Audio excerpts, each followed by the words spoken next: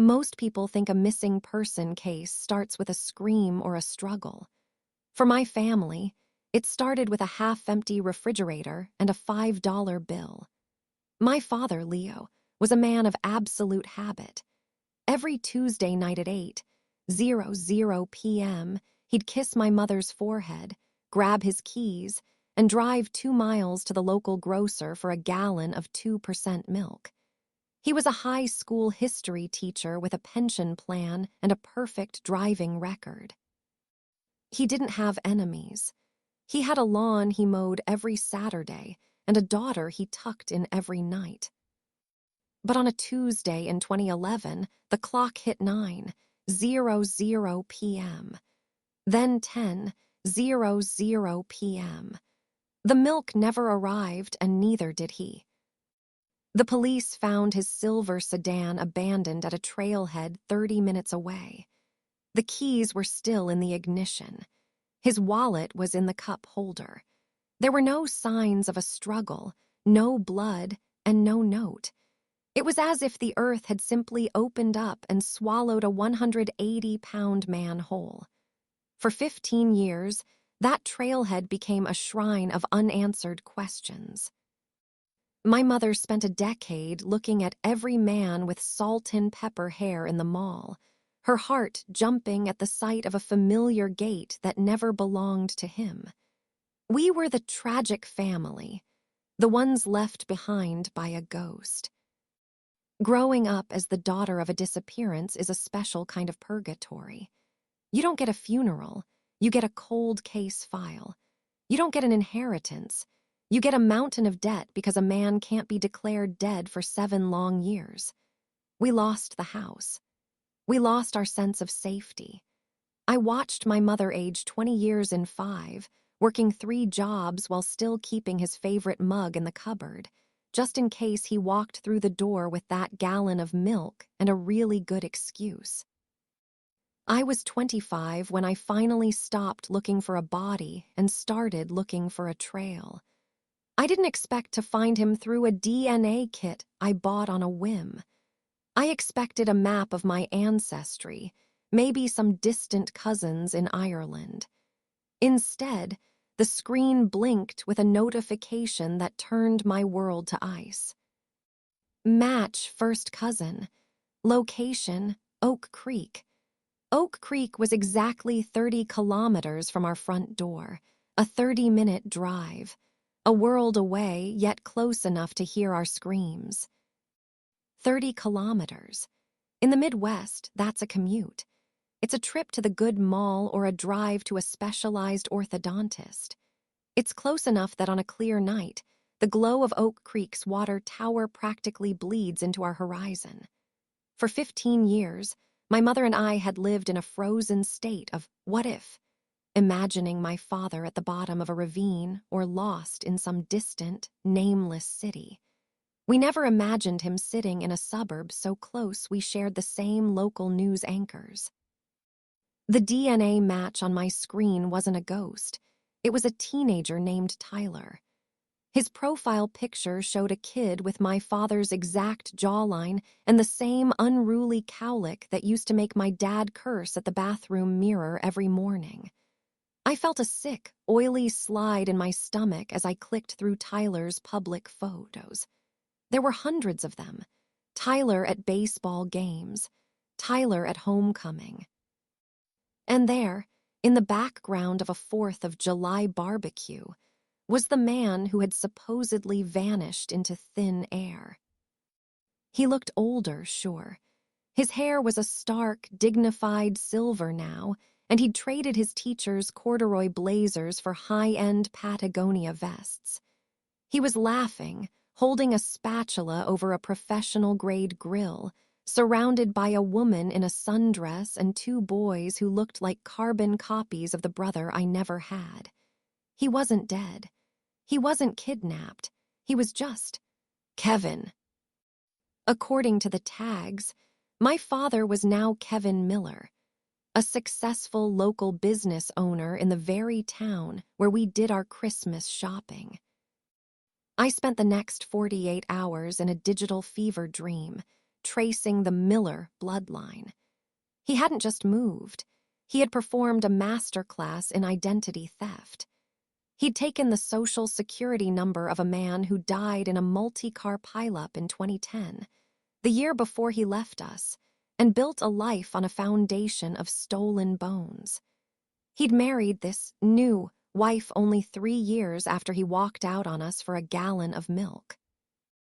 But as I scrolled deeper into Tyler's tagged photos, I found a picture of their garage.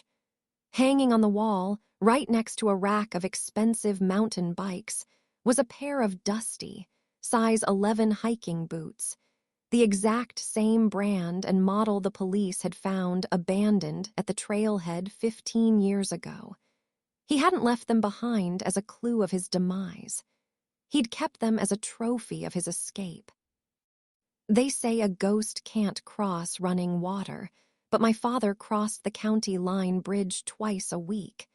That was the most chilling part of the Miller file. It wasn't just that he had started over, it was the proximity. He hadn't fled to a tropical island or a high-rise in Manhattan. He was living in the next town over, close enough to hear our local sirens and breathe the same humid Midwestern air. While my mother was crying over a cold case file in our kitchen, he was likely standing in the checkout line at the same wholesale club, hidden behind a pair of designer sunglasses. I spent 3 days parked a block away from a climate-controlled storage facility on the edge of Oak Creek. The unit was registered to Leo Vance, his real name. He had abandoned his identity, but he hadn't deleted it. He was paying the monthly bill with cash, a $150 untraceable tether to the man he used to be. When the silver SUV pulled up, my breath hitched. He climbed out, moving with the same rhythmic, heavy step I remembered from my childhood. He looked like a man who didn't have a care in the world, carrying a small bag of groceries into the unit. After he left, I didn't call the police. I called a locksmith I'd met in a dive bar, a guy who didn't ask questions if the $100 bills were crisp. 10 minutes later, the corrugated metal door slid up with a screech that sounded like a scream. The unit wasn't filled with old furniture or holiday decorations. It was a surveillance nest. One wall was covered in corkboard, pinned with grainy, long-distance photographs of our old house. There was a photo of me at my high school graduation.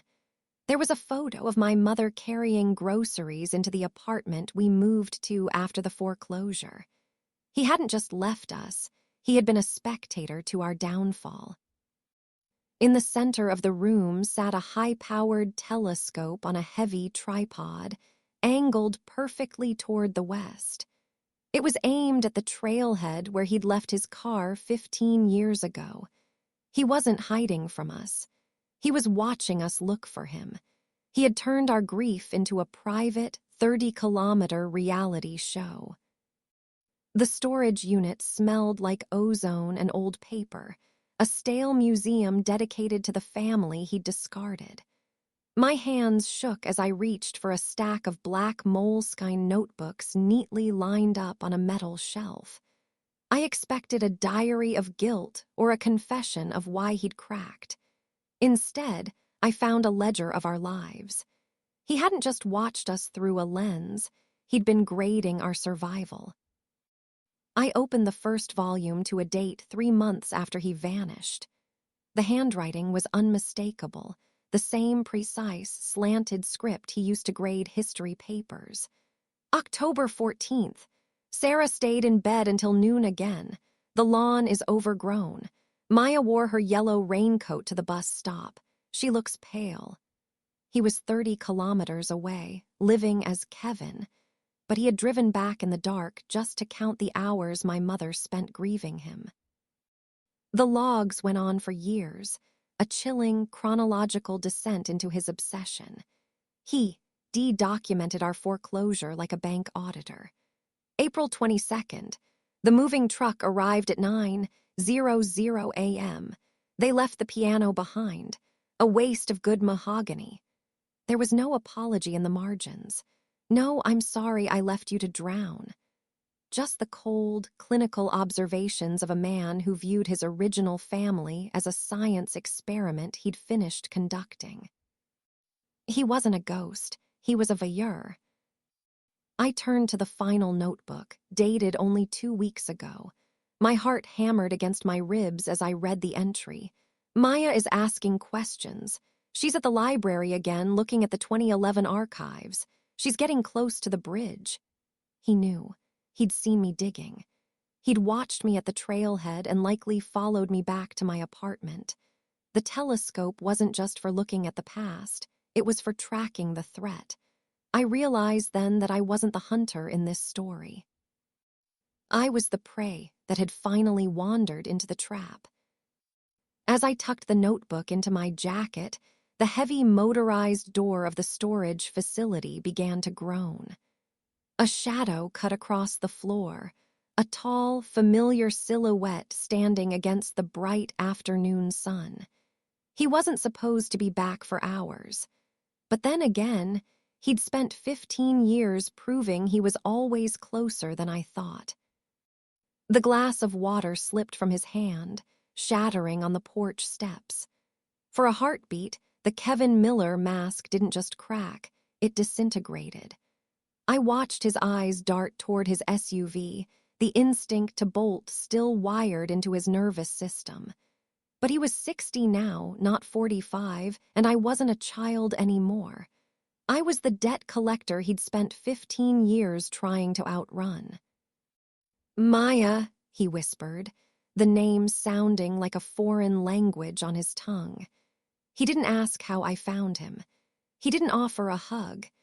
He just looked at the missing person flyer I'd laid on the patio table, the one with the $5 bill he'd left behind taped to the corner.